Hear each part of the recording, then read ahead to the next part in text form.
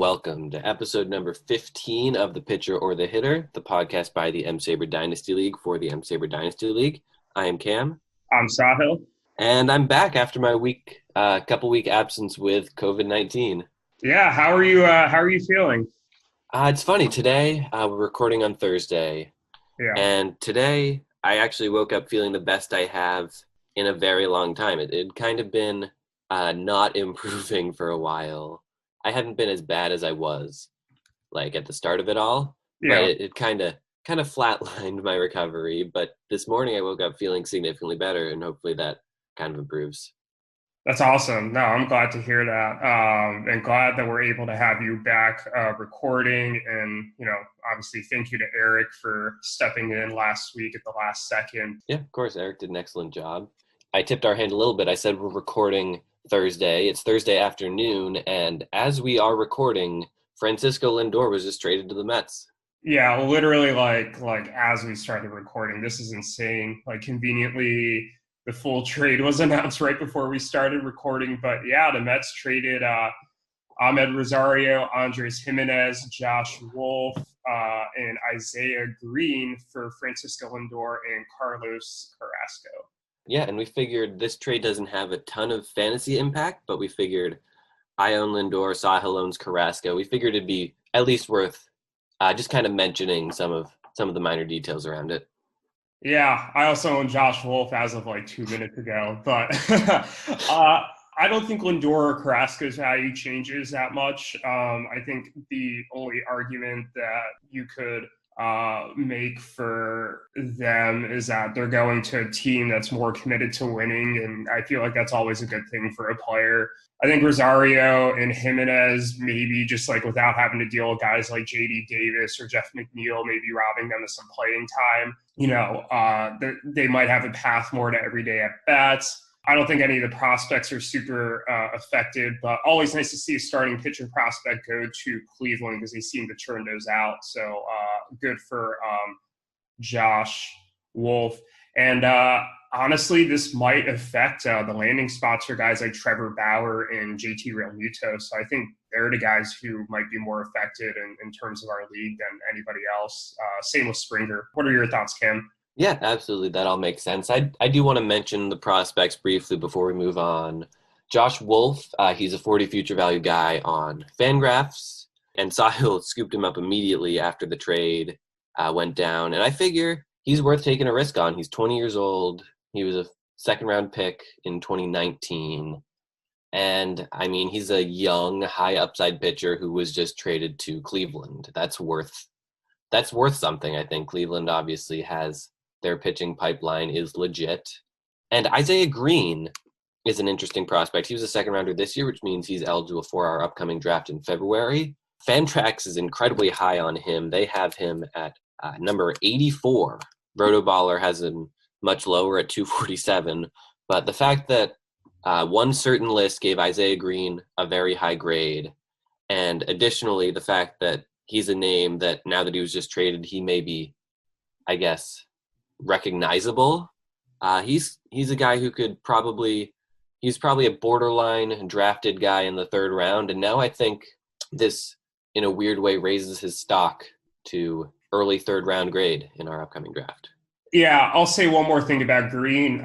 He's going from a team that had, Dom Smith and Brandon Nimmo, Michael Conforto, and maybe even someone like George Springer, if they end up signing him, blocking him in the outfield.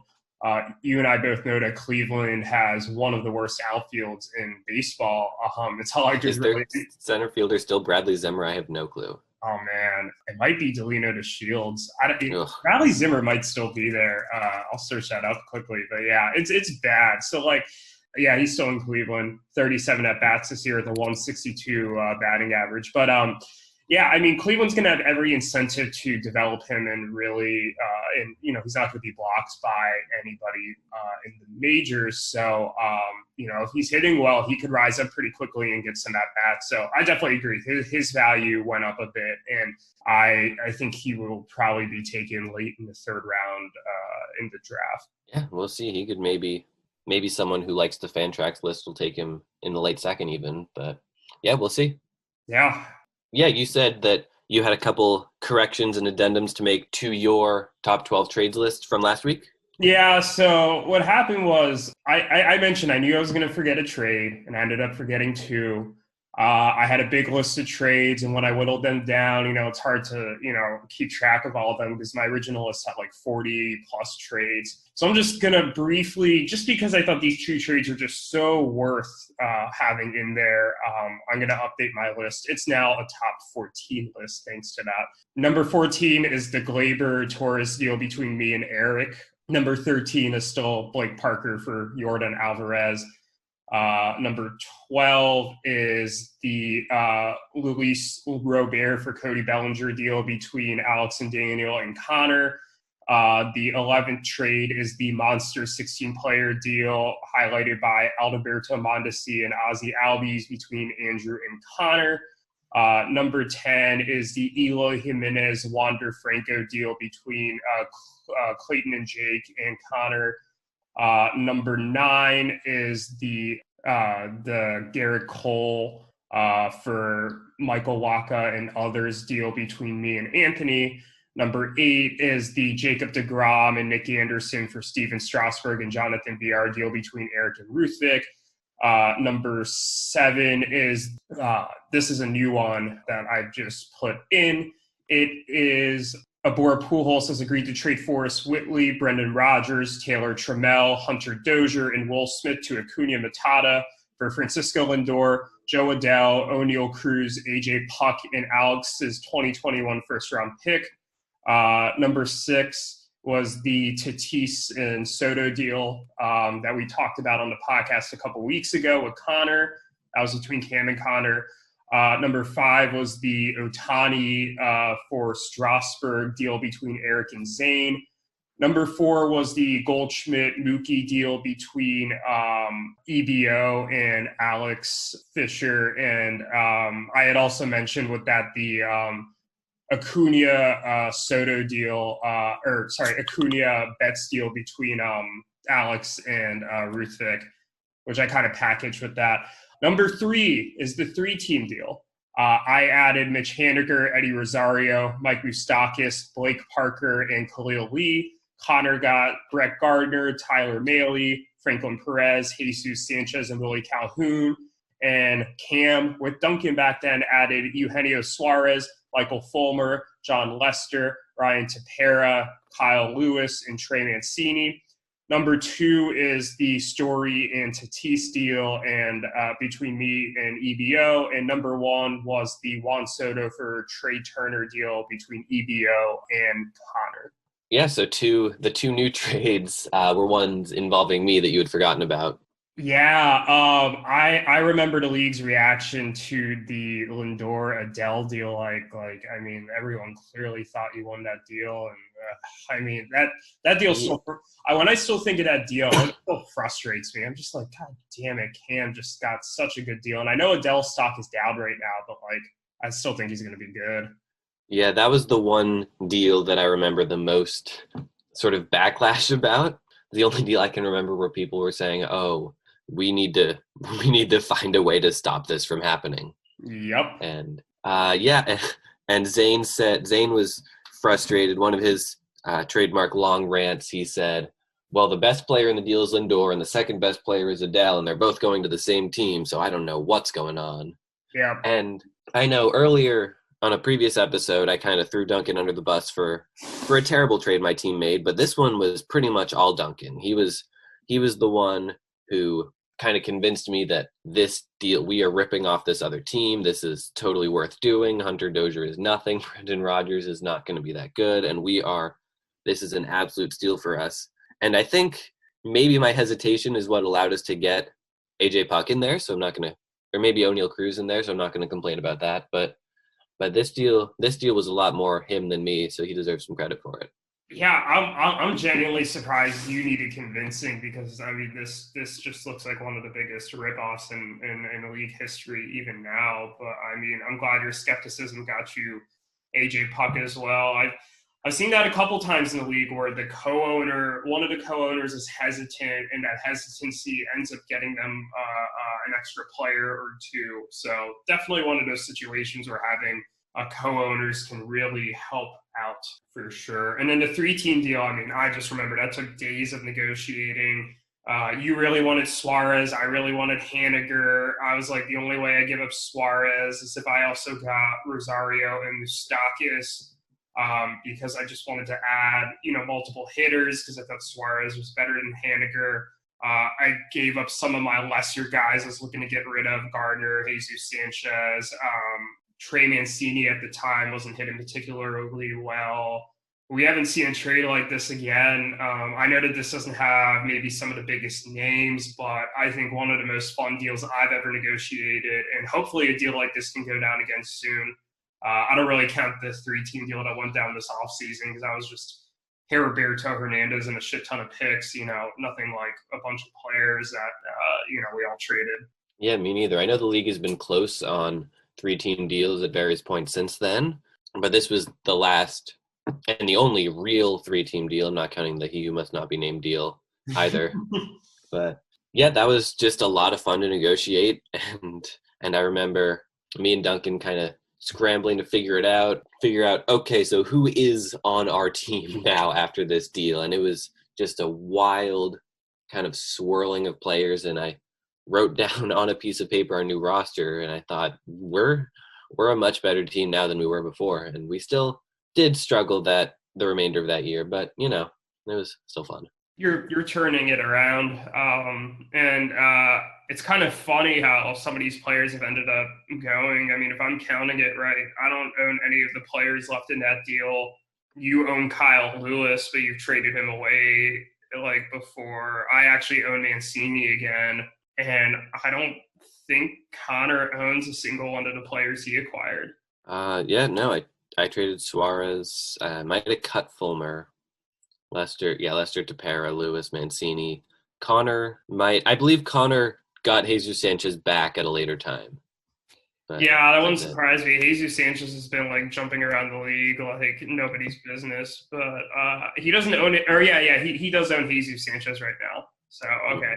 And that involved the most players involved in any trade with 16, which was tied with the Alberto Mondesi, Ozzy Albies deal that went down this offseason. So just a crazy deal. But one last question I'll ask you, Cam, before we jump to the next segment. Both Eric and I gave our predictions for when the 600 trade would go down.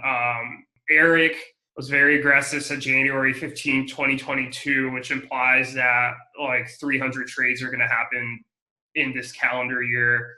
I said the trade deadline in 2022. What do you think trade number 600 is going to go down? Yeah, you both seemed incredibly optimistic on this. Certainly a lot more than I have been. I'm gonna push it a lot further back. I'm gonna say we're not going to see our 300th trade until Valentine's Day 2023. Okay. Yeah, I think that's a fair assessment. I honestly thought you were going to say even farther back, like 2024 or something, but I think 2023 is fair. I definitely think Eric's wrong. I don't think 300 trades go down this year after we had 167 in 2020. Yeah, we're not going to double our output from this year because this year was absurd on its own. Exactly. And especially since people were just kind of home a lot this year. People were sitting around not doing anything, which I think is part of the reason we had more trades. And yeah. I'm assuming 2021 and 2022 will be less like that, hopefully. Yeah, the more I think about my prediction, the more I wish I said sometime in 2023, but with this league, you just never know. So I feel like relatively comfortable with my trade deadline in 2022 prediction, but I just wrote your prediction down, and assuming we're still doing this podcast in 2023, I hope we will. We'll revisit that and see which one of us was the closest. We'll be 100 plus episodes in at that point. Imagine that. Hey, I mean, I'm loving this. Let's do 300 of these. Match number of trades. Absolutely. God, we're gonna have to do something special for our 100th episode, aren't we? We are. Are we ready to move on to our segment? I am very excited to do this.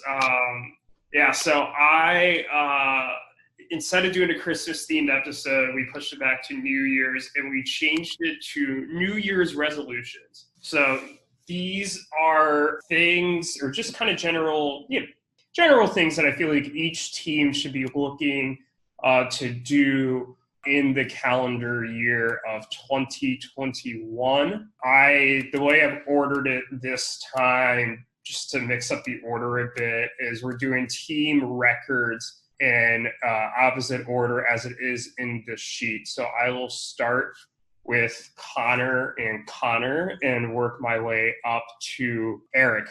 All right, so we're going to start with Connor. My New Year's resolution for them is don't abandon all the young guys. So I like the general idea of what Connor is doing right now, of starting to really push to win now. I think that his window is starting to open, and he's been making some strategic adds to that point, i.e. Jose Barrios. But I think he also shouldn't forget about some of the younger guys that he had and just like trade them away. So, for example, Carter Kieboom, what is he, like 20, 21 years old right now? He came up and struggled a bit in the shortened season. And again, he's a rookie. That's to be expected, even if there wasn't a pandemic going on. And I know just how untouchable he was in trade talks when he was coming up in the minor leagues. And then I don't get, why Connor necessarily traded him for Ryan McMahon and Tommy Edman. And on top of that, he gave up another young player in Roddy Mauricio. He gave up on Evan White. I get that he's acquired some young players in this deal, or in these deals, Verdugo and Jose Barrios are young. But I think that he, still needs to balance the need to let some of these young players develop on his team and turn into long-term pieces versus, acquiring some bigger names in trades. And given that I don't think he's realistically going to compete this year, I think that he'll take a rise, but and maybe have an outside chance of competing at a playoff spot, but not necessarily like making a serious run in the playoffs. I think, he has the time to gamble on some of these young players this year.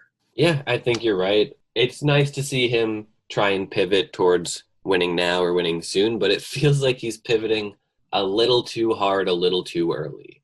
I agree. And giving up on certain guys. Like you said, Evan White, who he maybe shouldn't be giving up on so quickly. And I know if you're looking to hear us talk a lot about this, our Hurricane Connor episode, we go pretty in depth on each of his big moves and why we don't really like a lot of them.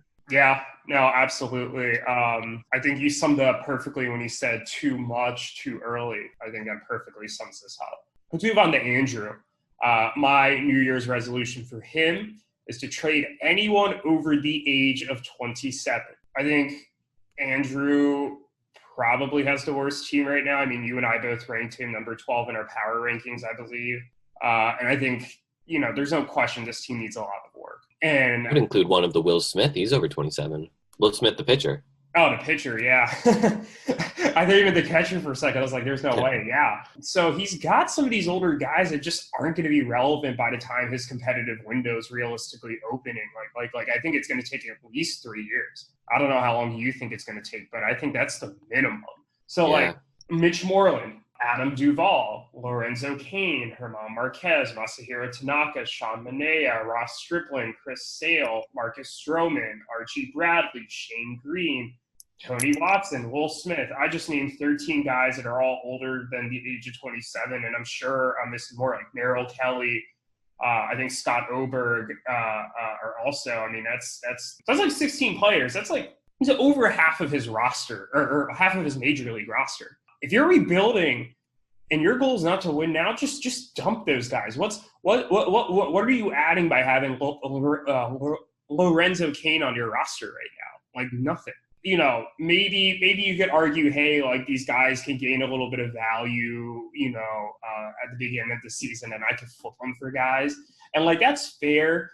But, like, I think that makes more sense for a guy like a Chris Sale, a Sean Manaea, a Masahiro Tanaka, not like a Mitch Moreland or a Lorenzo Cain or even these relievers. So, like, I think Andrew needs to take a bit deeper of a look at his roster and just really figure out, if these guys aren't, really going to be long-term assets, just get ready to dump them for picks, for players, just for anything that's going to help him more long-term, even if it's not the most impressive piece that he's acquiring, but I'd rather, take like someone who's a 10% chance of being a real contributor long-term than someone who has 100% chance of contributing for a year or two, but like 0% after that. Yeah, I agree. I know we've talked a lot about Chris Sale in the past, but Masahiro Tanaka is a guy. I had forgotten he was on Andrew's team, and he's a guy Andrew can get a couple decent prospects for him. I really think so. And that would certainly give his rebuild a big kick because his farm system is frankly nothing to get excited about either, and he could use a couple guys. My only concern with Tanaka is the rumors that he's going to head back to Japan. But, he's a great example. Same with, Shabanaya. Chris Sale I get because I think his value will go up once he starts pitching again, once he gets out of the whole Tommy John realm. But, make these trades. Let's move on to the next team, Alex and Daniel. My New Year's resolution for them is to acquire a real catcher. They're currently starting Chance Sisco at catcher, and I get the argument that they have a couple guys in the minor leagues, Tyler Stevenson and Andrew Nizer. Nizer, I don't know what his – first off, catcher prospects are just so hard to predict what's going to happen.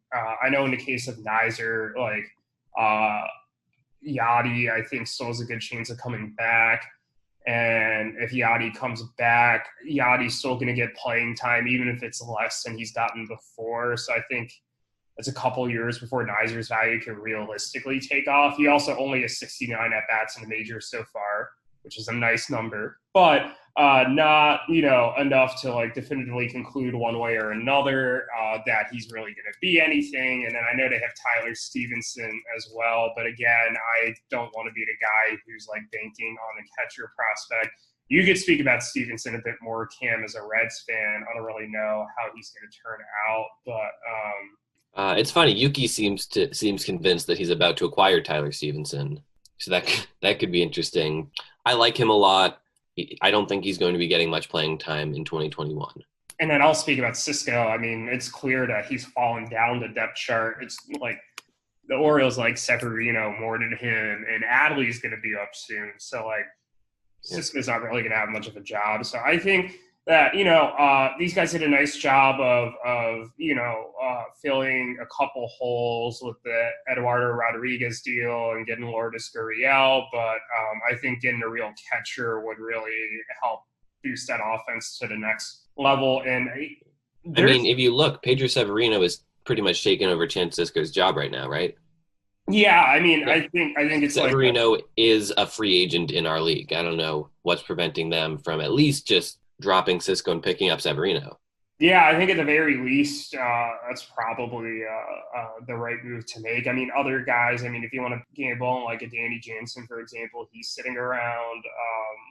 And Yachty, even Yachty, we talked about him in regards to Andrew Knizner. But yeah, and then I know there's a couple teams with multiple catchers. I know Connor does, I know Yuki does, where maybe one of them can be pried away, especially Austin Nola, who Yuki has been talking about in trades. And like I said, Yuki seems convinced that he's about to acquire Tyler Stevenson. Who knows which ones of his deals are going to go through and which ones aren't. So maybe if Tyler Stevenson's going to Yuki, maybe Daniel and Alex are convinced that they are getting another catcher.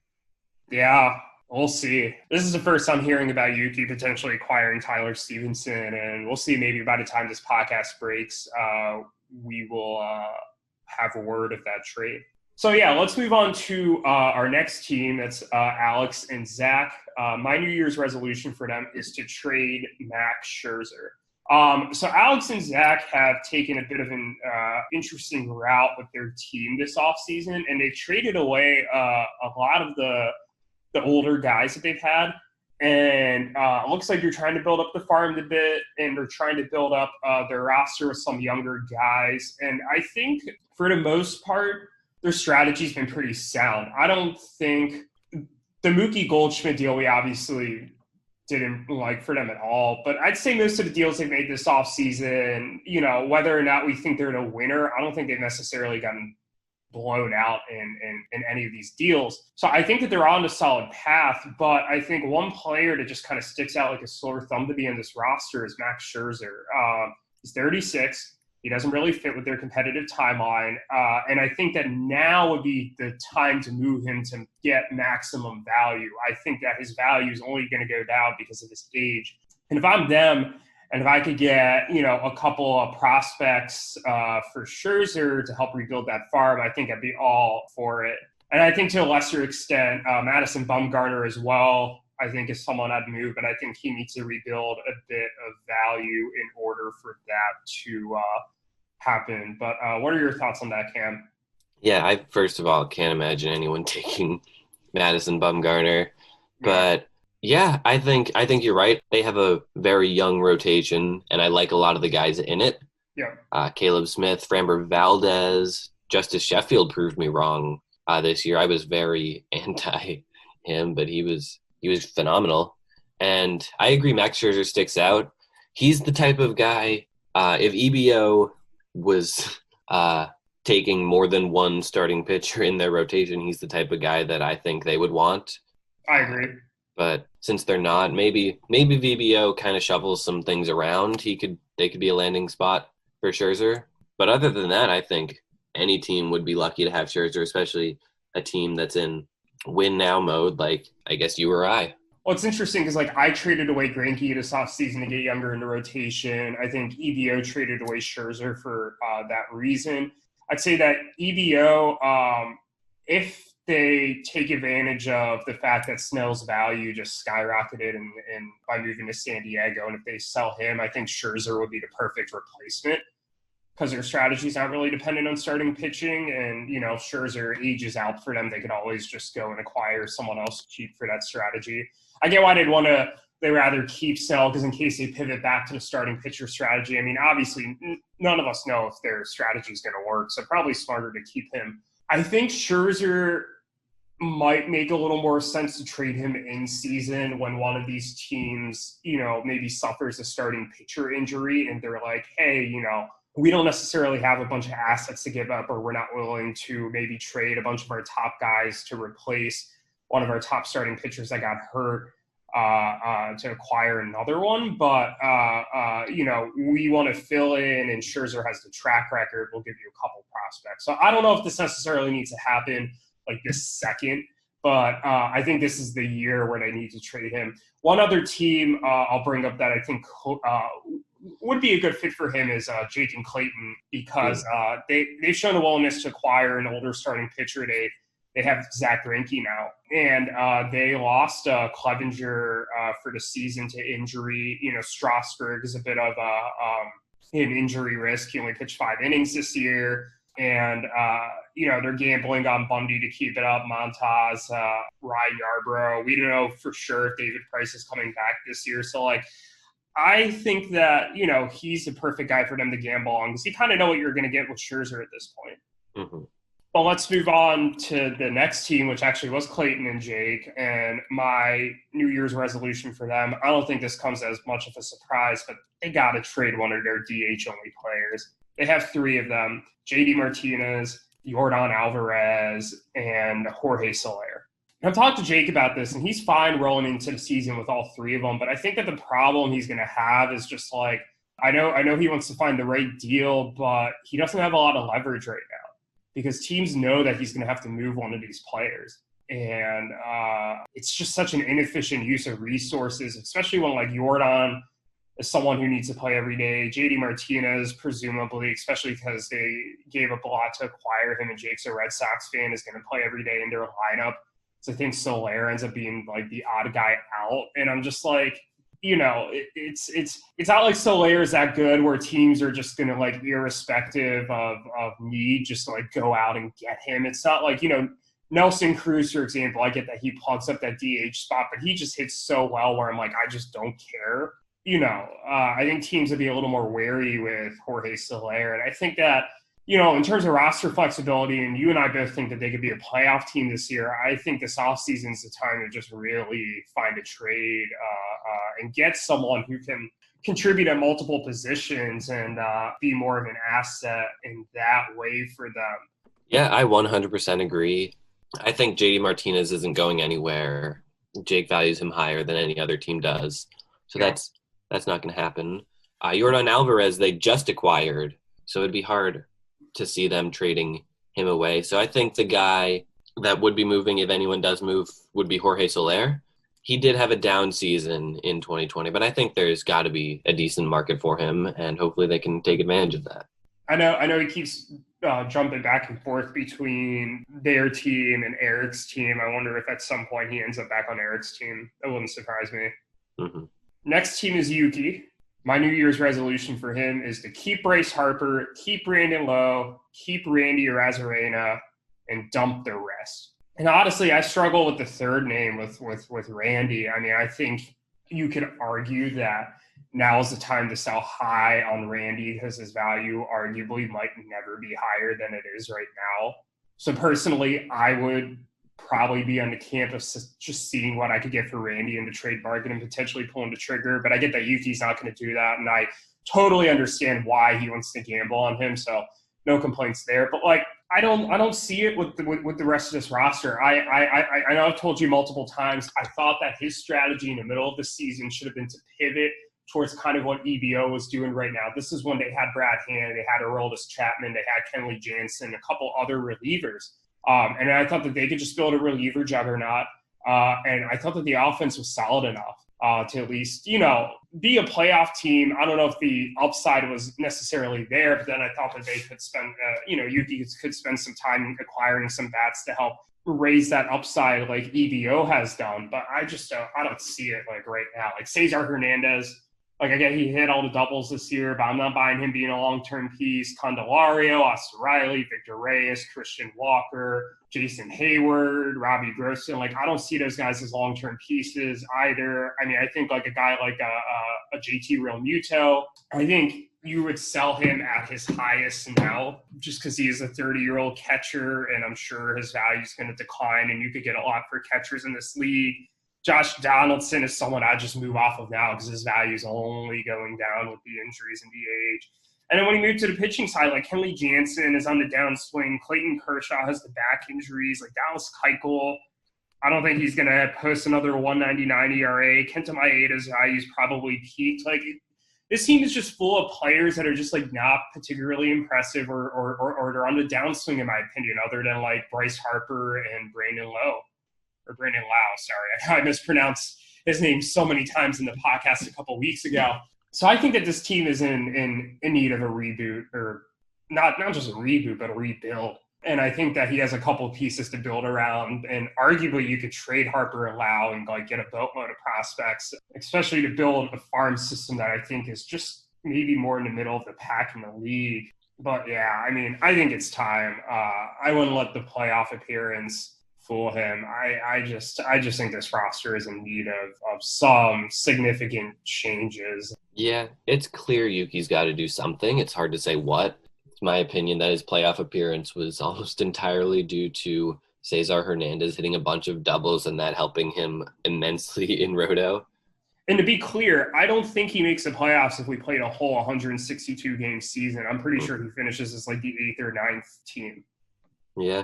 And he's coming on the episode later this episode to dispute that, so we'll see what he thinks. But I personally agree with that.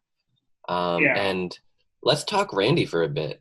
Randy's value is never going to be higher, but at the same time, his value is never going to be higher to another person than it is to Yuki right now. Yuki's the type of guy who another team would trade Randy to. So it's tough. And these flash in the pan guys, I know I get it wrong every time with either holding on to them too long like I did with Aristides Aquino. But also I get it wrong in the other direction with trading them away too quickly like Pablo Lopez. So, but yeah, Yuki's got a decision to make in regards to Randy in the same way. So it'll be interesting to see how his 2021 goes. Well, he's got no shortage of suitors. I know Ruth Vick wants him. I know a lot of other teams want him. I think Randy can be a solid player in the majors. I don't doubt that. But I think it's a question of what is the floor and what is the ceiling with him. You know, if he's just, hypothetically, if he's just a top 100 asset, that's a very solid player, right? That's someone who absolutely needs to be rostered, absolutely should be starting, and is probably one of the better players on someone's team. But if Yuki can sell him for a top 50 player right now because everyone's so jazzed after the World Series, I'd do that. But if Yuki believes that Randy's going to be a top 25 player in this league, then just don't make that trade. I think he just seriously has to sit down and be like, what do I think Randy's realistic floor and ceiling are? And then just like figure out what people are going to offer him. I wouldn't categorically reject offers for him. Every player has a price in this league, you know, whether anybody says it or not. Every player has a price, and he's shown a willingness to trade away players that are previously untouchable, i.e. Kevin Biggio. So not that I think Randy's going to be on the move, but I would seriously consider it, and I would not, you know, just ignore any offers. I mean, I'll give one example. Look at EBO this offseason. Fernando Tatis. And by any stretch of the imagination, he should be untouchable, right? But once they heard Trevor Story, Jose Barrios, and the boatload of picks that I offered them, they seriously weighed the roster benefits to acquiring him, to trading him away. And they ultimately pulled the trigger on that move. And I get it, Tatis 21, you know, maybe on the Hall of Fame path, whatever. But they could easily win this trade based on what they do with those picks and the Trevor Story still being a top 10 asset. So the point of me telling that story is that just listen to offers on Randy, you know, even Harper Allow, listen to offers on them and then just figure it out from there. All right, so let's go to the next team. That's me. Is you. I think we're going to have a serious discussion about this. I want to present my side first of the argument, but my New Year's resolution for you is to trade away some of your prospects ranked 11 to 20 in your mind to help you win now. So I'll give my side of the argument here. I was listening to the Fangraphs podcast about dynasty leagues when I was driving back down to Chapel Hill on Monday. And for anybody who hasn't listened to it, I would actually encourage it because I definitely gleaned a few things off of that. And one of the things that they mentioned was that like these top 20, 25-ish like ranked prospects are pretty much, not saying that they're all guarantees. I mean, I could think of a top 20 consensus prospect I had, Victor Robles, and I traded away and he busted. But for the most part, these guys end up becoming really good major league contributors. And I'm kind of jealous that you have like multiple of these guys. I would say just looking at this, Jared Kalenic, like Adley Rutschman, Joe Adell, like for sure. And I'm sure there's other guys I'm just not naming right now, or guys that I expect to come up and they're going to be really good, just given their pedigree, given the tools, given all of that, right? And you just have so many of those guys, but you also have guys that I feel like are ranked more towards the bottom of the top 100. And those are guys that I think are a bit more hit or miss. They still have a lot of value in the trade market, but at the same time, I don't think those are guys that are necessarily going to be like fantasy contributors. They might be real life contributors, but not necessarily good fantasy contributors. And I don't think you'll necessarily need them, given that you have some of these guys with higher level talents that are coming up, and you already have guys like Juan Soto and Francisco Lindor, just to name a few already on your roster. And then at the same time, you're trying to win right now. If not for my amazing Sunday in the semis, you win this league. So if I'm you, I mean, I'm looking at guys like Bryce Terrain, Liover Peguero, even someone like Jeter Downs, Jonathan India, Shea McClanahan.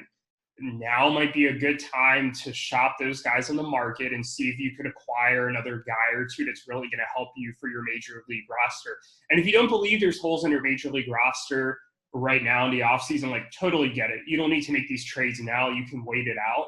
But I think at some point between now and you know, the middle of the season, you know, when the trade deadline comes up, I think you don't have to trade all these guys. I'm not telling you trade Kalenic, trade Adley, trade Joe Adell, because I think that would be so stupid for you to do. But to trade like a Mark Vientos or Bryce Terang and guys who I think you could get real value for, I'd be all for it. But that's just my opinion. I'm sure you might have a different opinion, and I'd love to hear your thoughts on your approach there.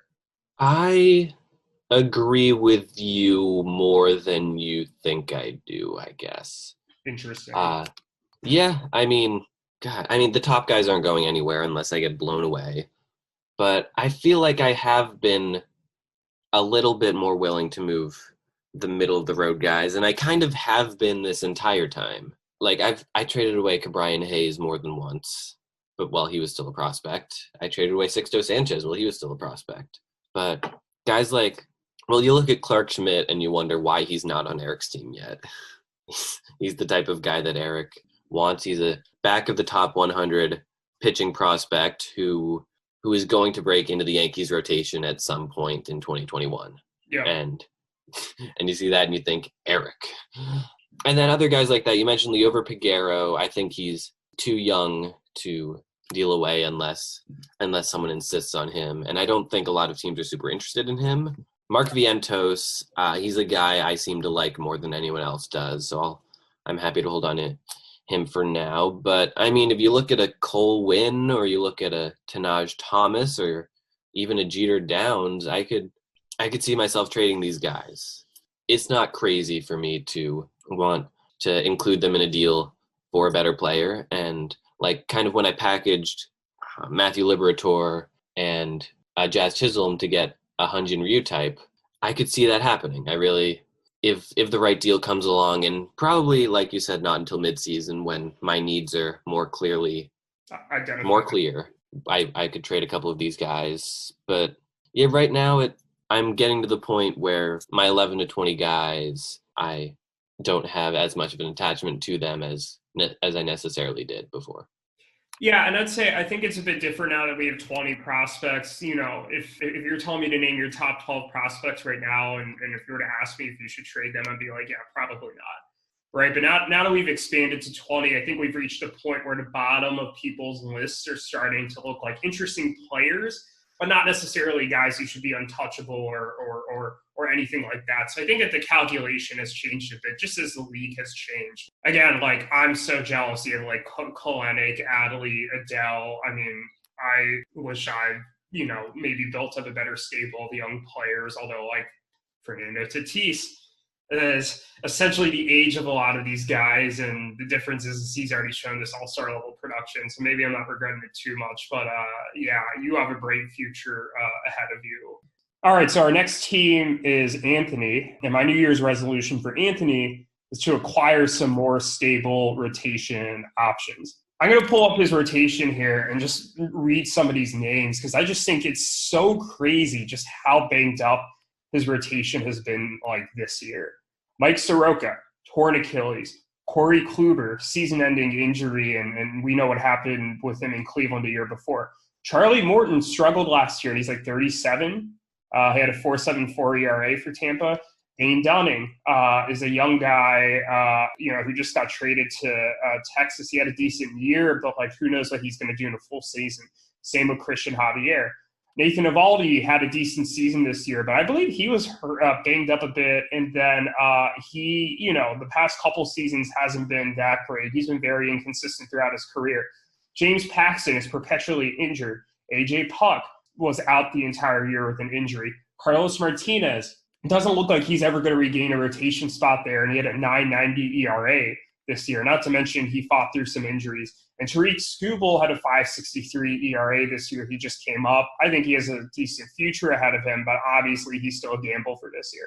There's no starting pitcher I look at in that rotation and don't have any question marks about. And that's just insane. Like just the luck Anthony's had with these starting pitchers.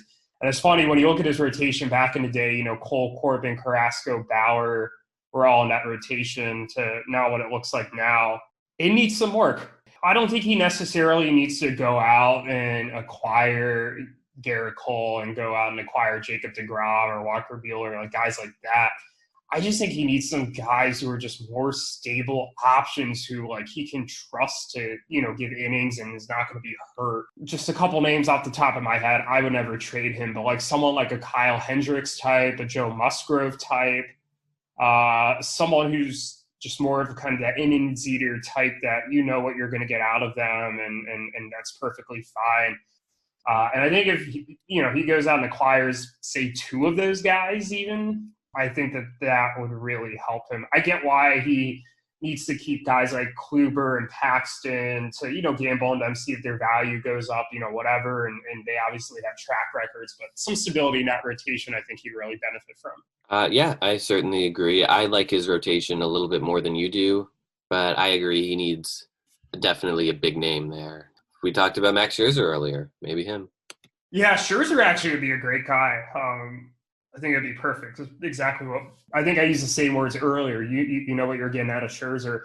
And to be clear, I don't dislike Anthony's rotation. I like Soroka a lot. I think Dane Dunning's going to be solid. I still like Charlie Morton for this year. I still think Tariq Skubal could be a solid pitcher in that rotation. It's less a critique of the talent and more of a critique of just like the injuries.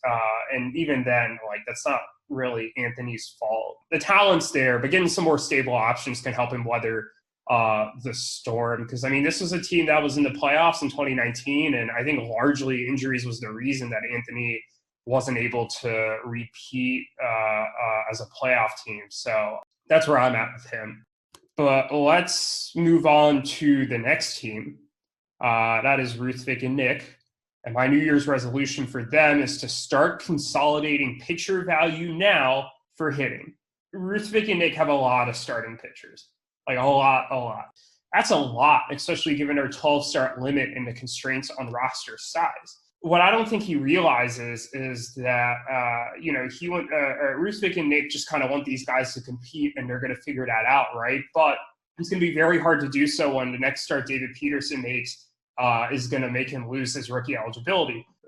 Kim is probably 2 starts away from losing prospect eligibility and stuff like that. So eventually, very early in the season, in April, he'll have like 14 starting pitchers on that roster, and he's going to have a serious roster crunch. And it's going to be harder to move these guys in April when teams are trying to kind of like just stick with their roster and kind of figure things out. And the market's not as heavy as it is usually towards the trade deadline or in the off season. And I think that they'd be better off consolidating some of that value now.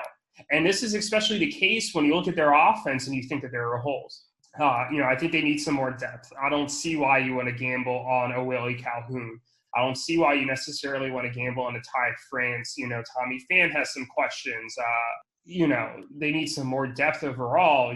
Hunter Dozier is not necessarily someone I love. So, like, I think they'd be better off identifying who those guys are now, not just waiting for them to make 1 or 2 starts in April. I think it's time to consolidate some value. One other resolution that I want to mention, because I almost made this their resolution, was that they should trade Jose Abreu away. Bonus resolution. Oh, yeah, bonus resolution. Because Jose Abreu's value is never going to be higher than it is right now coming off the MVP season. I think he's a consistently solid bat, but, like, I like to trade guys before I know their value is going to tank. Because at the end of the day, you might like the player a lot, but things can change on a year-to-year basis. And Jose Abreu's already 34. He's going to be 36 in 2 years. In 2 years, he might not really be fantasy relevant. I trade him now while you're going to maximize the value because he's coming off the MVP season and get some guys who are going to help over the long term, as opposed to just like categorically just like being like, I'm not going to trade him and just hold on to him. I think that that's the wrong move, and I think that would really help set him up for the future. So those are my 2 resolutions for them. What are your thoughts? I think that those 2 resolutions are kind of contradictory in a way. I feel like perhaps it's hard to tell them to trade away one of their best bats while also trading for good bats. But I think in general, they need to consolidate a lot of their pitching talent. You're completely right. And I don't know which guys in particular would be ones to trade away. Maybe someone like Dinelson Lamet, if they don't think he's going to live up to this season, could be a guy to trade for a solid bat or 2, because they really do need another 2, maybe 3 great bats in that lineup. I agree. They're not going to win a championship without more bats. And I'll say that Lamet looks like a two-pitch pitcher to me, and he has the injury history. So he's someone I'd at least consider moving. And to your point about Abreu and it being contradictory, I don't think you should just like trade Abreu for prospects, but I wonder if there might be a younger hitter out there with some upside that they could acquire. And I'm not saying you definitively need to trade Abreu, especially if the value isn't there. Like, I'm not just saying, oh, he's 34, trade him, but I would at least like explore that option. Because I mean, if you're looking at Abreu before this season, you have the 167 WRC plus, right? That's great. But 117 the year before that, 115 the year before that. I mean, those are like fine numbers, right? But like, you know, it's not like an elite top like 3 to 5 first baseman. And I'm willing to bet those numbers are only going to go down. So that's why I didn't put it as a resolution, because I wasn't as sure that that was the right move given what they might get on the market. I was more sure about consolidating pitching value. But makes sense. Yeah. Want to move on to the next team? Let's do it. All right. The next team is the executive batting order. And my New Year's resolution for them is don't just rely on all the old guys. It's funny because you and I have talked a lot about how EVO had a very old rotation. You know, they had Scherzer, they had Verlander, they had some older bats as well at the time. And I think that they've done a great job this offseason of like retooling their roster from one that I thought was just going to age out and kind of be irrelevant, and a roster that I thought might have just peaked this year, to one that I think has extended their competitive window. Although I think we're all a little unsure of how their reliever strategy is going to work in this league. But a lot of the hitters they acquired this offseason are just older, and that scares me. Goldschmidt is on the downswing of his career, I'd say. I mean, I know he had a good season, but what, he is 33. DJ LeMahieu is 32. Anthony Rendon's in his 30s. Trevor Story, I mean, is still, I think, 27, 28, but like, they gave up a shortstop that was 7 years younger to him to go get him. Trey Turner and Reese Hoskins, I get, are a bit on the younger side, but like Charlie Blackmon's like 34. Mookie's going to hit 30 soon. Starling Marte is 32, and he's a speed guy, so that doesn't age as well. Marcelo Ozuna's over 30. Yaz is over 30. Nelson Cruz is 40. Joey Votto's old. And then even on the pitching side, some of these relievers are older, but I'm not as concerned about that. And, like, I get it. Like, it's cheaper for them to have acquired some of these older bats than it is to acquire some of these younger guys. And I get that they've put a lot of emphasis in rebuilding that farm system and draft picks, and I think that that's going to help. But I just wish that they had gone out and maybe got some younger guys this offseason hitting, where you could start building a core that you could look at that's like, hey, these are the guys who are really going to be here in 5 years. I think Story and Turner and Betts are the only three that I look at right now, and I think these guys are are long-term pieces. I mean, maybe you could argue Rendon, but I'm just concerned about this roster aging out and losing some value on the hitter side quickly. Yeah, this is definitely the oldest of the teams that seem to be competitive. Yeah. And they acknowledged it a little bit at the start of the 2020 season. They even very briefly said that they might want to be a rebuilding team. That obviously didn't happen. But they're old. Something's got to be done about that if they want to remain competitive in the future, or otherwise they may have to go fully commit to a rebuild in the next year or two. I think the one thing I'll say about them is that they have the assets and they kind of have the big baller energy, where if their roster's out of it, I think that they're just going to pivot and they're going to trade a bunch of those picks, keep a couple of the prospects, but like use that to kind of acquire some of the younger talent that they'll need. But the reliever strategy coupled with the old bats doesn't feel sustainable to me. Like the roster you're building, like what when we were talking about Adley and Kalenic and Adele and some of the guys that you have in your major league roster already, like Soto, Lindor, etc., that feels like a sustainable model that you're building.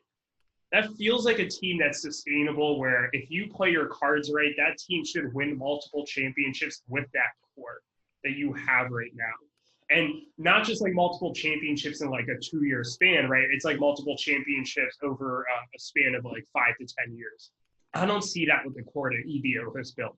I see them as having a very high ceiling right now, but I see this as a team that's probably going to have to retool or rebuild in like 2 years. it's just I don't see the base that this team has. I don't see all the long-term pieces that they have. I see a couple. I don't see a lot, but we'll see. It'll be interesting. I feel like I'm a little more critical of them right now than I have been all off season because I've really liked a lot of the moves that they have made, but just taking a long-term look at it, I'm not really sure. And they've even traded away some of their younger guys, like Verdugo's gone, for example. So it's not like they're just like only acquiring older players. They've traded away some of their youngest assets. Yeah, they're fully committed to winning now. And I think that this is a team, or these are owners that would have a lot of fun with a rebuild when that does happen. But in general, they're fully committed to winning in the short term with not looking super forward to the long term in terms of their active roster, more so than any other team. It'll be interesting to see how that works out. Absolutely. I don't think there's variance for them this season, but I could see in a couple seasons they're looking at another crossroads like they were at the beginning of this offseason. Let's move on to the next team. That's me. My New Year's resolution for myself was to build up the farm just a little bit. So I will say, when I was talking about kind of sustainable roster models like the one that you have built, I like to think that I've also built a pretty sustainable roster model. In the sense that I have very much prioritized younger players. They might not be prospects, but I think I've mentioned before, I only have 2 players in my roster who will be older than 31 on opening day. Carlos Carrasco and Zach Britton. Both of those players are, especially in Britton's case, is arguably replaceable. And if I lose Carrasco, I still have 9 other guys in the rotation I'm really confident about. And I have a lot of younger guys that acquired this offseason. So like Tatis is 21, Kevin Biggio. I've replaced like an older Brantley and Cruz with like George Springer and Max Muncy. Sean Murphy I've acquired. He's young. So like I feel like I've built a sustainable major league roster. That being said, I recognize that I can't just totally ignore the farm system because you need those, whether it's for trade assets, whether it's, you know, some of these guys could fill a couple holes here and there. I'm recognizing that it's just not sustainable to completely ignore the farm system. I'm never going to be like you and have like a 20 deep farm system, but I want to have a couple pieces. Alejandro Kirk is someone I really like. I've talked about him on the podcast a couple times. I think that he realistically could be my catcher of the future, either him or Sean Murphy. I love the bat. And I think it's going to play in the majors, and I think they have a lot of faith in him. And I've heard a lot of pundits who think he's the real deal bat-wise. And Lodolo is someone I just acquired who, you know, I mean, we've spoken about him a bit. I think he could be a solid piece in the major league rotation potentially. And I've been open to moving him. He's someone I really like. I've been on the search for maybe more prospects who are undervalued, but I haven't really found those yet. And I'm sure, like, I've done a good job the first couple seasons of picking up guys, and granted, now we have bigger minor league rosters, which makes it harder. But I've picked up the likes of Dylan Carlson and Grayson Rodriguez, DL Hall off the free agent market, so maybe I can recapture some magic there. And I think that if I could acquire, say, 3 to 4 more guys that I really like in that farm, I think that would help me accomplish my goal there. But what are your thoughts? It's exciting to see you kind of turn around and be more interested in prospects. I know you acquired Nick Lodolo, and even though you are trying to trade him away, you've kind of realized that having top-tier guys like that is something worth holding on to if you want to build a sustainable team like I hope mine is. Yeah. I'm curious to see how and when you do put that into action. I don't know if you're going to trade for Wander Franco or anything, but there could be something there. I know I almost got you to trade for Brendan Rodgers at one point. So maybe if there's something like that in your future, that could be interesting for the league. Yeah, I mean, I think it's more kind of taking advantage of some of the opportunities. So, like, for example, I traded for Robert Ploston last year as part of a bigger deal for major league pieces. And Nick Lodolo was part of a deal where I got major league pieces. So I think one thing I might do is put some more emphasis on acquiring prospects in some of these bigger deals I make for major leaguers.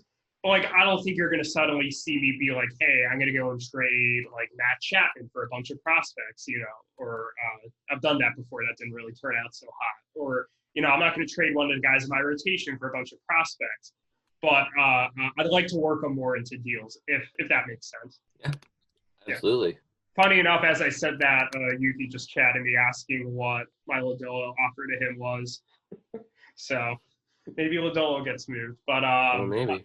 let's move on to our last team here, Eric. And I'll tell you right now, Eric is going to hate this take. Eric is going to disagree with me. But I want to make this case. This is actually the one I've really been looking forward to explaining, and I'm glad that this one was last. But reacquire Alberto Mondesi by any means necessary, I believe, is what Eric should do. And I'm going to give the case here because Eric's whole thing about trading away Alberto Mondesi was like he tanks you in OBP. And like, yes, that is true, but the upside in the other categories is just so high to the point where I don't think OBP matters, especially when he has, whatever, like 12, 13, 14 other bats on that roster who are going to help with OBP. Alberto Mondesi stole 24 stolen bases in 59 games this year. That's a lot. I mean, if you prorate that over a full 162 game season, like that's like close to 70 stolen bases or like 60-ish. Schemer is projecting that he'll have 54 stolen bases in 149 games, and they're also projecting for him to hit 21 home runs. How many other players in this league can you reasonably predict to have a 20-50 season? I mean, I don't know if you can reasonably predict that for Mondesi, but yeah. Well, he hit 14 homers in 75 games in 2018. He hit 6 homers in 59 games this year. If you're going to prorate that over a full season, okay, so maybe not 20. Let's say like 15 and 50. Yeah, I mean, that's probably a good guy to have if the OBP was higher. He can single-handedly win you stolen bases, and he is going to be an asset in homers. He's still batting atop that lineup, so he's going to score a bunch of runs. And I think what's encouraging to me is that he had a very solid end of the season. He got really hot. That's when he started hitting for power. He hit for a higher OBP at the end of the season. Let's see if I can pull up the splits here. He hit 356 in September and October. And 286 over the second half of the season as a whole. So the OBP was playing then in the second half of the season. Let's keep in mind, he's only 25 years old. So there is some reasonable room for growth. And even if the walk rate doesn't go up, the walk rate's abysmal, 4.7%, right? But if he can get that batting average up, for example, in 2018, he had 276, and he paired that with a 306 OBP, which I'm not saying is great, but it's at least a usable OBP. If he can hit 15 points higher than he did this season where he had 256, and if he could keep up the slightly higher walk rate than he had in 2018, and maybe he could have closer to a 310 OBP, at that point, given Eric, and I think this works particularly for Eric because his whole strategy is to run. And I think if, Mondesi can win him that category, rather than relying on guys like Dylan Moore to maybe replicate their season. And it's not like I think Dylan Moore is going to be this OBP stud either. I just think he's the perfect fit for Eric's roster, more perfect than literally anybody else who's not on his roster. And I think he should go acquire him. Now, I know Eric disagrees because he's like the OBP sucks, but I don't think the OBP is going to hurt him as much as he thinks. And Mondesi is only 25. He's only going to improve, and he plays a premium position and literally fits the strategy. So that's my take on Mondesi. I can't wait to hear what Eric's response to that is because I just know he's not going to like this take, but I wanted to make this take for him. And for the record, I'm not even that big of a Mondesi fan. He's not someone I would roster, but I think he just makes too much sense for Eric. We'll see, and we know Eric's not going to agree with it. So, all right. So yeah, there we have one New Year's resolution for each team. Anything else you want to add in regards to that? Nothing to add in regards to that. I guess the only other thing I'd mention is that I know we're having Andrew on to discuss the fantasy hockey or the Dynasty Hockey League. So I figured that we can mention the Gallardo Cup and the Dynasty Basketball League quickly. I don't know about you, but the Gallardo Cup has been fantastic. Actually, no, I still need to make my next pick. But I've had a lot of fun thinking through the strategies on this. I think we got a really good group of guys doing this, and I'd be really curious to see how this goes. Yeah, I'm excited for it. It is your pick. I believe we're, as at the time of recording, in the 29th round. So we're flying through it. about to start the 30th. And it's a lot of fun. I'm very happy with how my team's turning out, if we're being honest. And there are a lot of different draft strategies, and it's just been fun. No, it's been a lot of fun. It's nice because it gives us something to like kind of look forward to during the day and do. I know that like, trade talks, kind of ebb and flow, but this is something that's been pretty consistent, which is nice. And I've been impressed with the pace that we've been going. I know when Zane, Eric, and I were first discussing this concept, the concern was like, well, are we going to be able to finish this by the time baseball season starts? And I think we're going to be well below over that projection. It's been nice also to interact with some other people who, weren't necessarily staples of the dynasty baseball and football leagues, for example, and kind of see what like types of players they prioritize and who they want to pick. So I've really enjoyed this. As well as the Dynasty Basketball League, I think it's starting off very well. Everybody's really active. We've already seen a couple of big trades going down. It seems like a hierarchy starting to develop in terms of the standings for this season. So that's been interesting to see. The chat's been really active.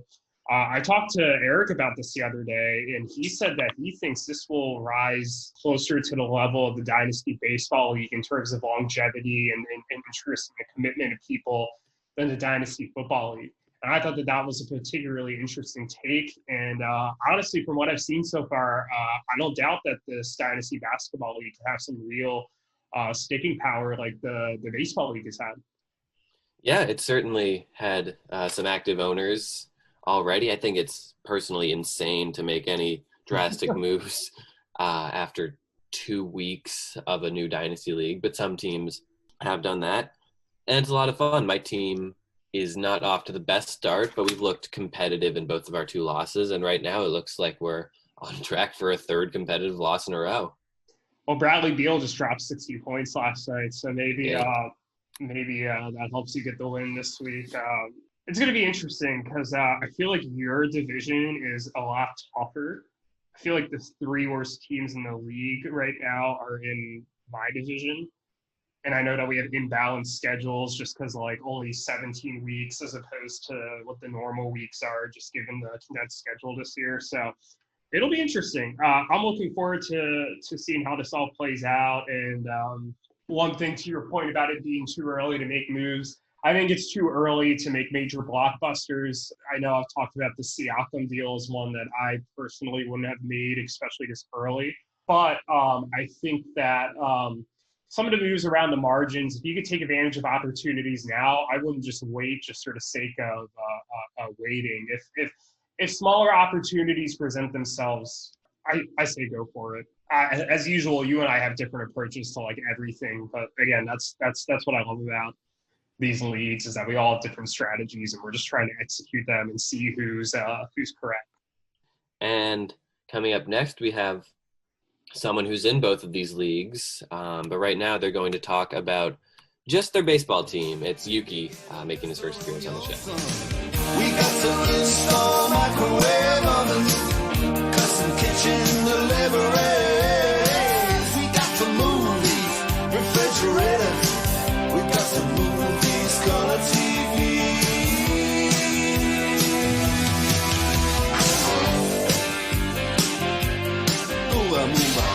All right, we'd like to welcome onto the show Yuki Mori, owner of Moneyball. How are you doing, Yuki?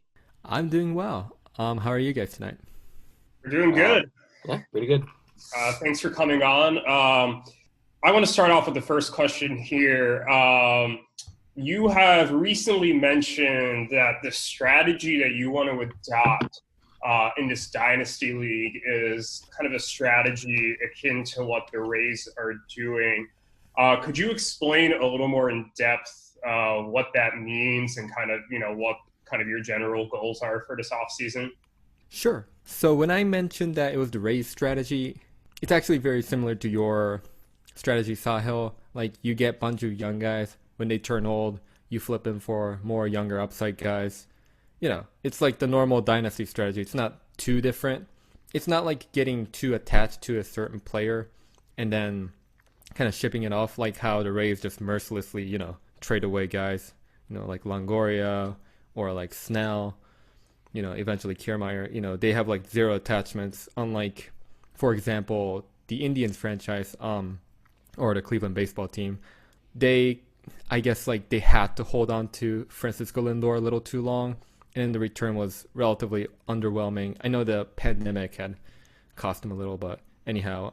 So yeah, like keep churning out players, for more value, and then like keep that system going. Interesting. So you said you're kind of planning on trading away some of these guys once they get older. Do you have any guys in mind that you plan on maybe being the next guys you want to move?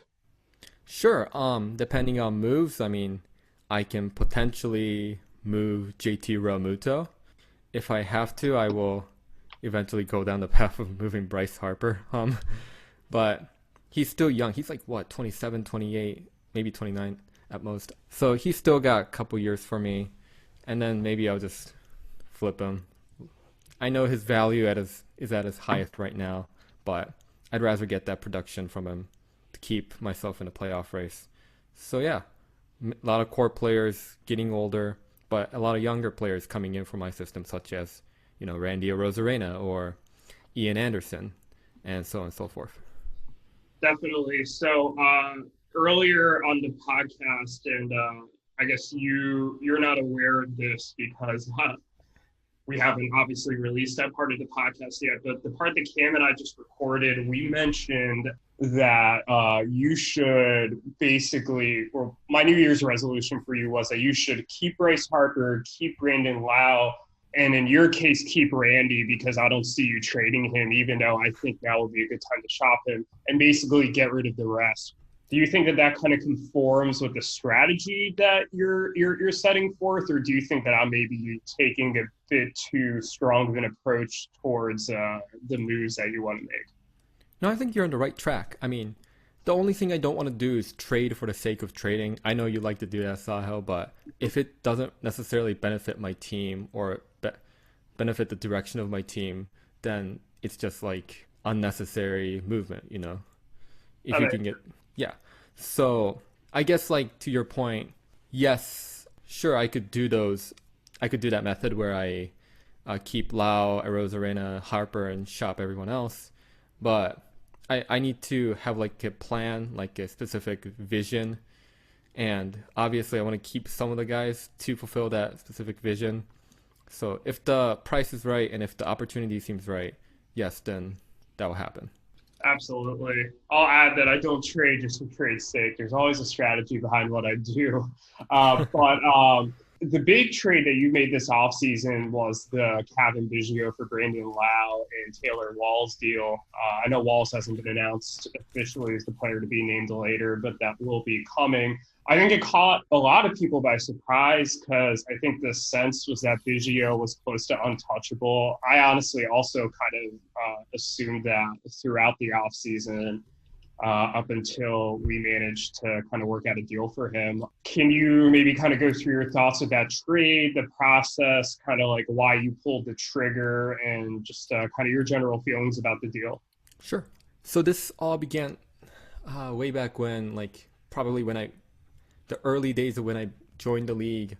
I remember, I think it was with you, Sahil, like there was a trade that was lined up that I could have gotten Brandon Lau as like a throw-in. I don't remember the specifics of it, but I know the former co-owner of mine, Matt Kicker, balked at that idea. I think we got Biggio instead, or that might have been separate, but I don't know. Since then, I've always liked Lau, and I knew that I was going to regret missing out on an opportunity. And obviously with the way he played in 2019 with his I know he got some AL MVP votes, like I hugely regretted it. I know I asked the Bellies who used to own Lau about Brandon Lau, and there wasn't a deal that was materializing, and then I guess like I kept nagging them about it. It kind of like took a turn into me kind of lowballing it of sorts. I didn't really mean to, but it kind of just went in that direction, and then I guess it might have soured on them a little. And then I was like, okay, that's fine. I might as well give up. And I remember I guess like just kind of to stir something up in the chat, like usual, I brought up the idea of this mystery guy that I would move, what did I say, Bryce Harper for? And then obviously you, Sahil, you jumped on the opportunity. And then I revealed it was Lau. And then you were like, I will get him for you. I can't see this puzzle being formed and then working out. And I was like, sure. But realistically, Harper and Lau are just, very different players. Harper is probably a ways to go better.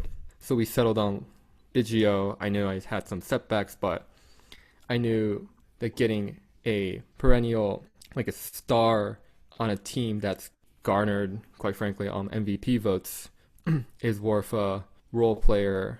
I don't want to say role player. I know he's a bit of a star of sorts, but yeah, I just thought that trade was really, really good. So yeah, and then like you mentioned on the podcast much earlier about how your side of the deal went down, and yeah, that's basically how it all went down. Yeah, my 20-minute monologue. Sorry for having to edit that, Cam. But yeah, I mean, I think you largely hit the nail on the head for how our trade came about. And definitely interesting to kind of hear the backstory here, just how much you wanted Brandon Lau the entire time. And I think what's interesting to me is it kind of parallels what I said about Biggio, and like, as soon as I, missed out on the opportunity to keep him, I regretted it. So I feel like we both acquired players that we regretted giving up in this deal. And I think we're both really happy about it. So always happy to make a trade with you, and glad that we were able to get this done. Did you want to maybe dig into the draft a bit, Cam? Yeah, before I get into that, there's one elephant in the room. Whenever we talk about Yuki's team on the podcast, the first thing we mention is catchers. You have 5 catchers, which is the most catchers any team has. Catchers. Is there any sort of direction? I know you have 2 on your Major League roster in Real Muto and Austin Nola, plus 3 in the minors, including Dalton Varsho.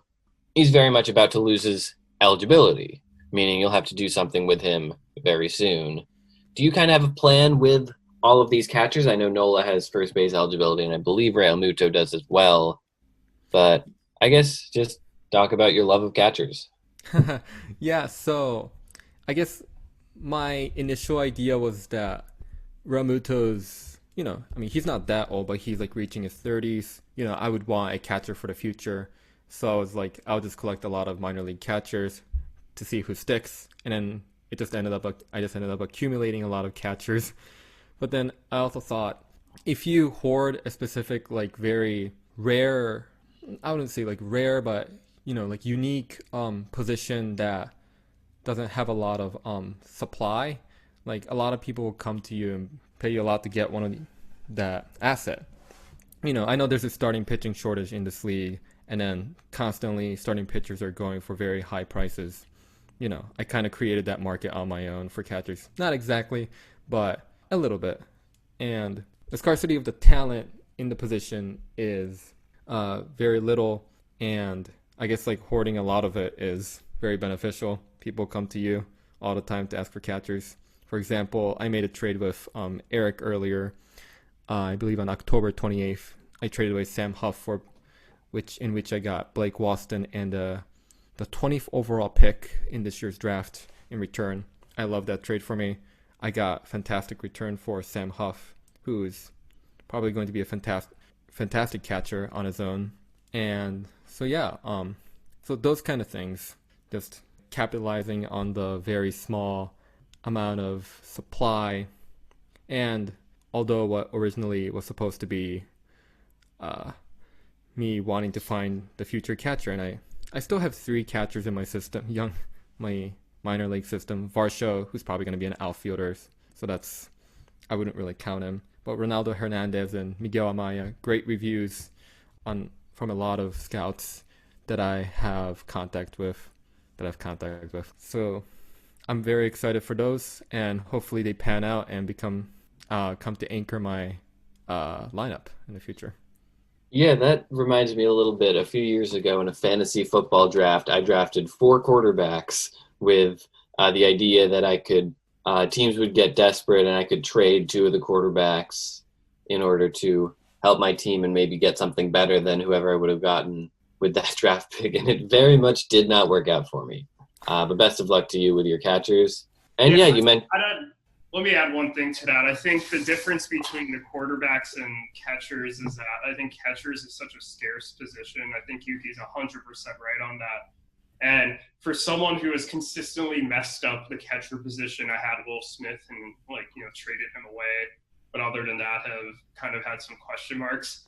I think there's some validity in what Yuki's doing. So I think keep going for it. I think it's going to work out for you. And I think you could take advantage of some opportunities if you play your cards right. So, yeah, for sure. I mean, if you play your cards right, you could certainly have a windfall as well as one or two really great catchers on your roster anyway. So best of luck there. If the trades don't materialize, I got potentially really good catchers coming up. And if they produce, and, that's good for my team.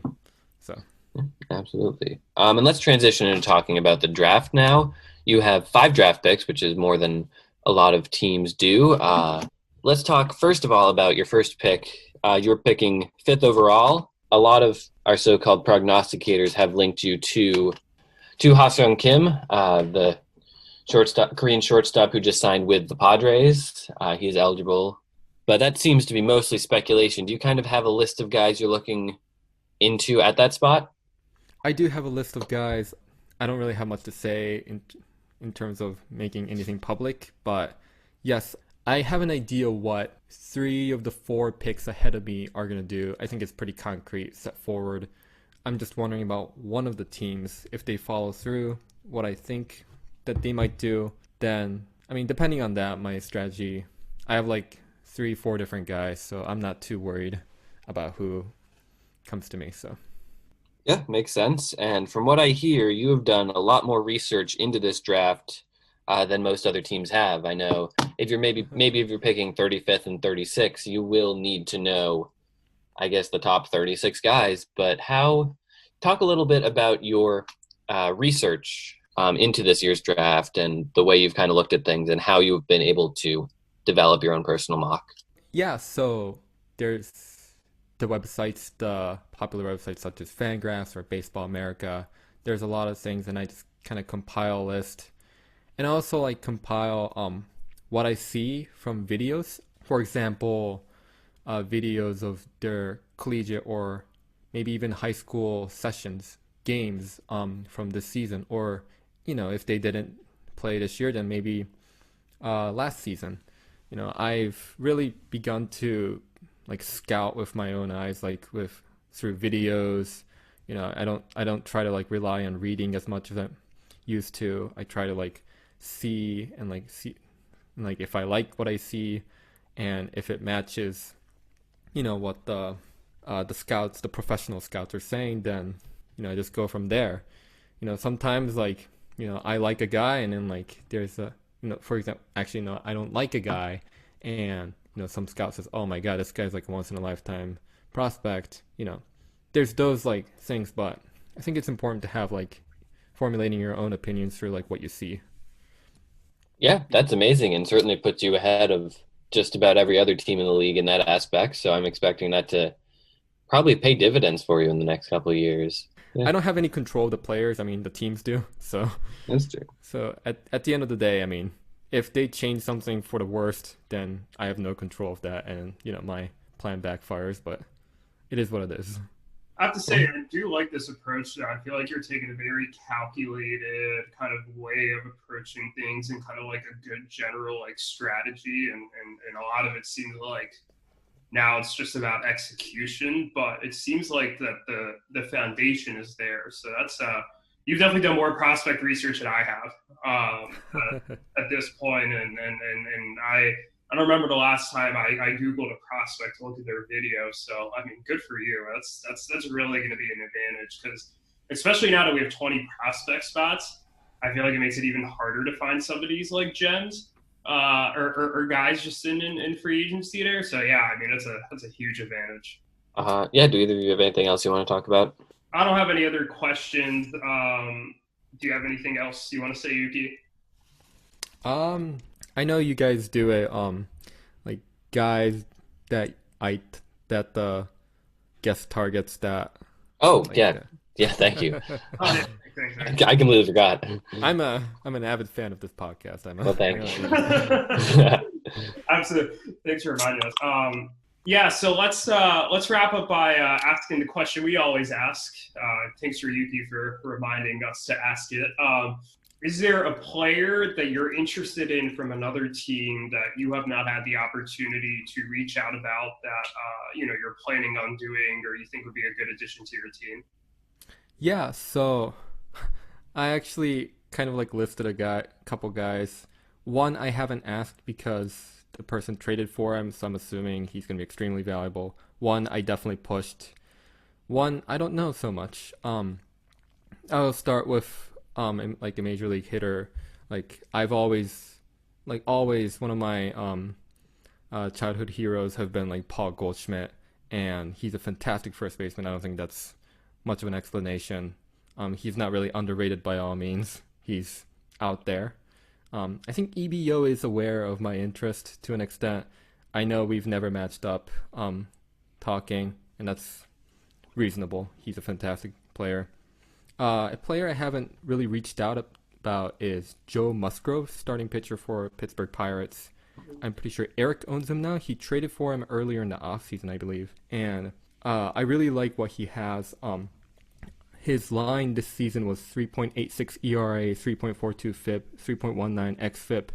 And what he's done well is he has 6 different pitches. He has 3 different fastballs, actually. Four-seam fastball, sinker, cutter, and then a changeup, slider, and curveball to complement it. And slider and curveball for him are similar speed. However, the curveball with a 6+ inch vertical drop, which has a really good deceptance. It's very decepting and really throws off hitters. I think he's a very good, not like an ace player.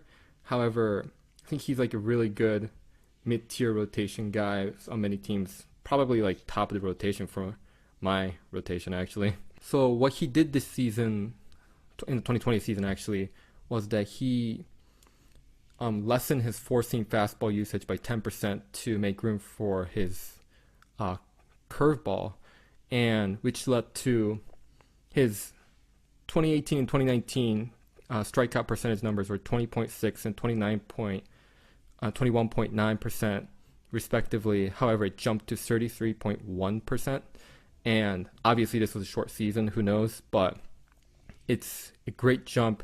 He doesn't walk a lot, he strikes out a ton, and I believe he had a lot of quality starts, actually. Yeah, he's a really good one. I know Eric does like him quite a bit, but he's young and he's got a lot of upside, and I believe he could maybe even have a bigger breakout this upcoming season. All right. Yeah, well, thank you, Yuki, so much for coming on. It's been a real pleasure. Same here. Yeah, and we're going to take a quick break. We'll be right back with Andrew, who's going to talk about this past Saturday's continuation of the Dynasty Hockey Draft. Stay tuned. There were Swedes to the left of them, Russians to the right. A Czech at the blue line looking for a fight. Brains over brawn, that might work for you. But what's a Canadian farm boy to do? It's somebody. What else can a farm boy from Canada do? It's somebody. What's a Canadian farm boy to do? It's somebody. What else can a farm boy from Canada? All right, we'd like to welcome back onto the show Andrew, who is coming on this time in his role as commissioner of the new Dynasty Hockey League. Welcome back, Andrew. Thank you. It's good to be here, and it's exciting to start up a new league. I know we've had kind of a flurry of new leagues this year, but it's definitely going to be a lot of fun looking at hockey. Absolutely. Yeah, it's going to be a lot of fun, and I know a lot of people, myself included, have already learned quite a bit about hockey just by doing the draft and preparing for that. Yeah, absolutely. Not only is it forcing people to maybe learn a little more about hockey, but I think one of the cool things that the Hockey League has is we've got some fresh faces to the M-SABR fantasy leagues, and we also have some returning faces who don't know so much about hockey. The big story might be the triumvirate-owned team of Eric, Sahil, and Zane. I think that's going to be a very interesting storyline to see how the former champions in other leagues end up working together. We've also got people that are outside of M-SABR, but joining in because they know hockey, and I think it'll make it a more competitive atmosphere, like Parker and Kenny potentially, as well as Trent Stedging. So I think it'll be an awesome season. Yeah, I agree. A lot of exciting new faces, and we did just wrap up the draft on Saturday night. It went quite a bit longer than anticipated, but that's all right. How would you say that the draft went, and would you say the decision to break it up into two separate nights was a good one?